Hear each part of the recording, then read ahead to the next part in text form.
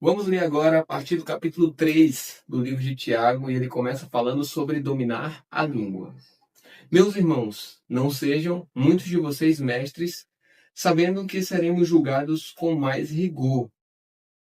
Porque todos tropeçamos em muitas coisas. Se alguém não tropeça no falar, é um indivíduo perfeito, capaz de refrear também todo o corpo. Ora, se colocamos um freio na boca dos cavalos para que nos obedeçam, também lhes dirigimos o corpo inteiro. Observem igualmente os navios que, sendo tão grandes e impelidos por fortes ventos, são dirigidos por um pequeníssimo leme e levados para onde o piloto quer. Assim, também a língua, pequeno órgão, se gaba de grandes coisas. Vejam como uma fagulha incendeia uma grande floresta.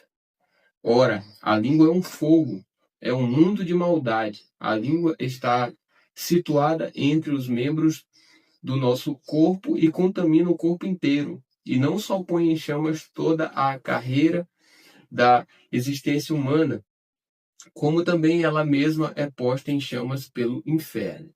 Pois toda espécie de animais, de aves, de répteis e de seres marinhos se doma e tem sido domada pelo gênero humano, mas a língua ninguém é capaz de domar. É mal, incontido, cheio de veneno mortal. Com ela bendizemos o Senhor e Pai. Também com ela amaldiçoamos as pessoas criadas à semelhança de Deus. De uma só boca procede bênção e maldição. Meus irmãos, isso não deveria ser assim. Por acaso pode a fonte jorrar do mesmo lugar água doce e água amarga? Meus irmãos, será que a figueira pode produzir azeitonas ou a videira figos? Assim também, uma fonte de água salgada não pode dar água doce. A partir do versículo 13, o contexto é a sabedoria lá do alto.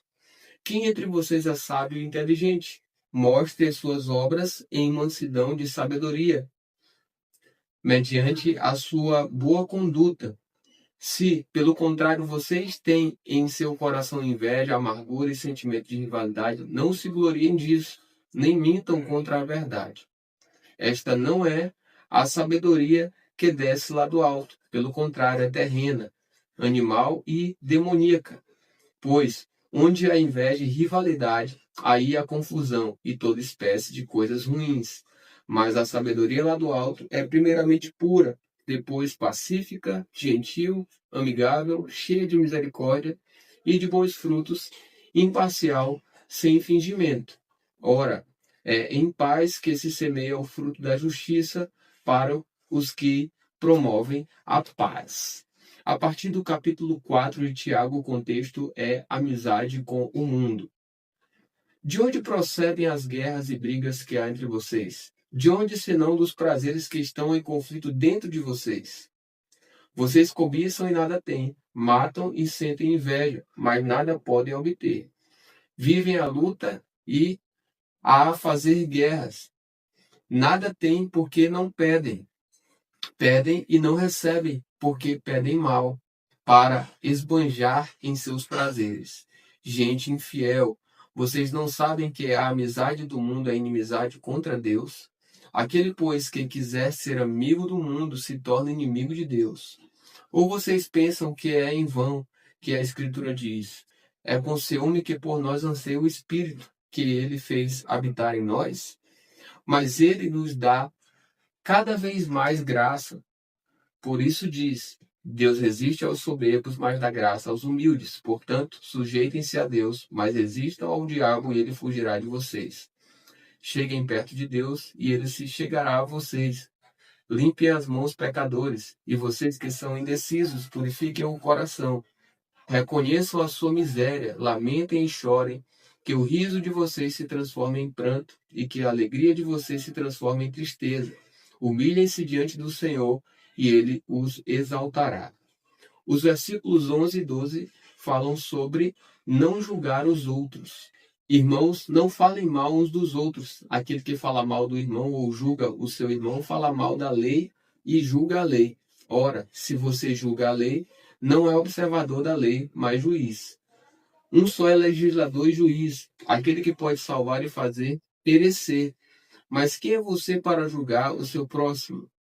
A partir do versículo 13, o contexto é a incerteza da vida. Escutem agora vocês que dizem: hoje ou amanhã iremos para a cidade tal, e lá passaremos um ano, e faremos negócios e teremos lucros. Vocês não sabem o que acontecerá amanhã. O que é a vida de vocês? Vocês não passam de neblina que aparece por um instante e logo se dissipa. Em vez disso, deveriam dizer: se Deus quiser, não só viveremos, como também faremos isto ou aquilo. Agora, entretanto, vocês se orgulham das suas arrogantes pretensões. Todo orgulho semelhante a esse é mau. Portanto, aquele que sabe que deve fazer o bem e não faz, nisso está pecando.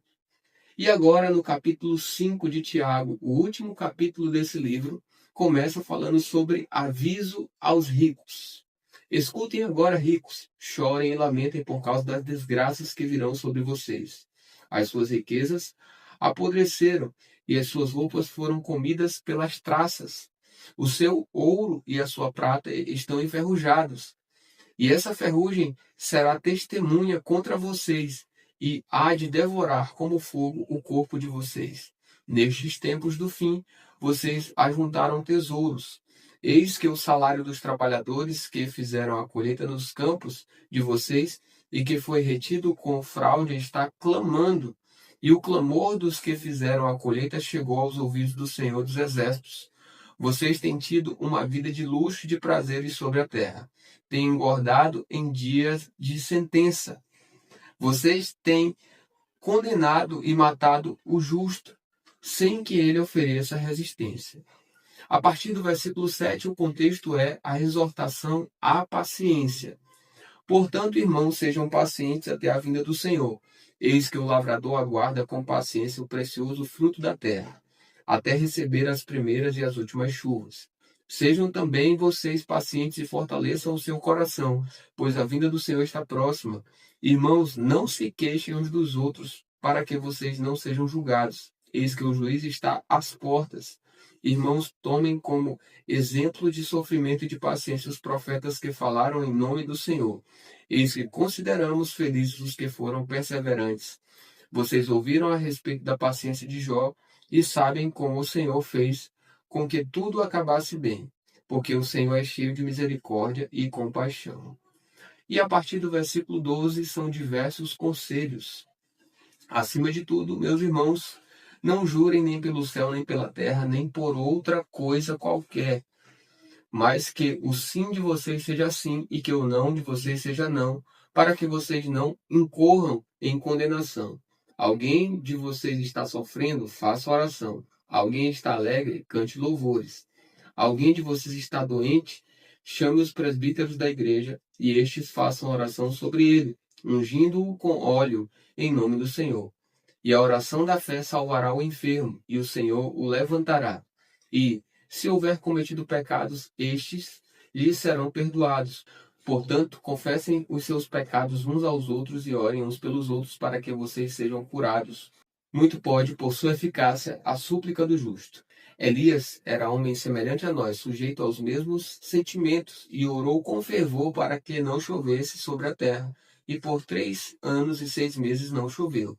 Depois orou de novo, e então o céu deu chuva, e a terra produziu seus frutos.